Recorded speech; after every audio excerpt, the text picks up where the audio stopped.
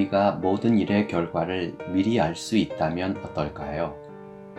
전쟁과 같은 상황에 놓였을 때 얼마 뒤 전쟁에서 승리하여 승전가를 부를 것이라는 것을 미리 알 수 있다면 어떨까요? 마치 역전하여 승리한 운동 경기의 재방송을 시청하는 것과 같이 미래를 정확하게 알 수 있다면 어떨까요?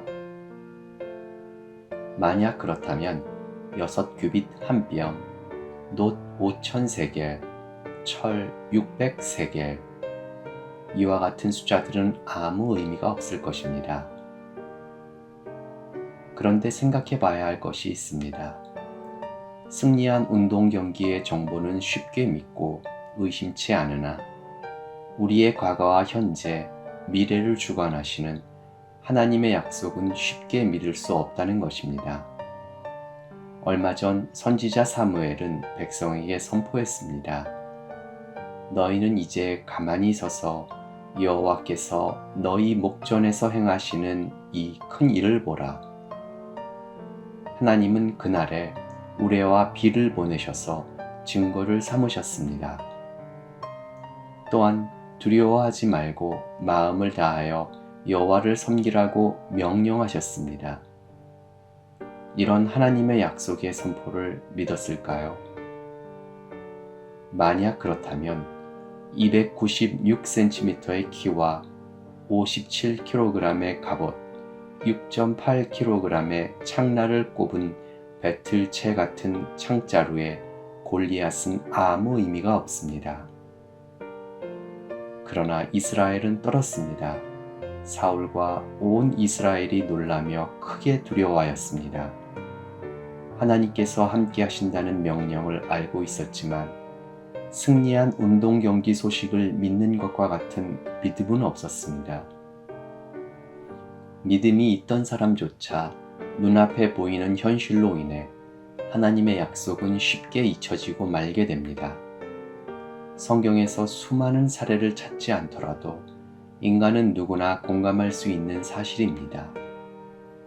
이러한 인간의 약함을 아시는 하나님께서 이스라엘 민족을 위해 다윗을 준비하셨습니다. 시냇가에 매끄러운 돌이면 충분했습니다. 다윗은 이미 이긴 전쟁을 보았습니다. 아버지의 양을 지킬 때 하나님께서 보여주셨습니다.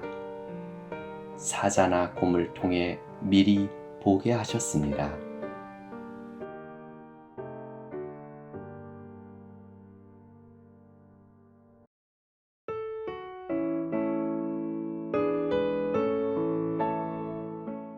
약 3000년이 지난 오늘을 살고 있는 믿음 부족하여 두려워 떨고 있는 나약한 인류를 위해 예수님을 보내주셨습니다.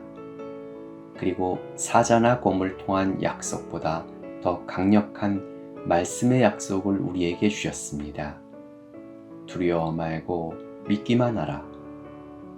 그 결과를 우리는 믿어야 합니다.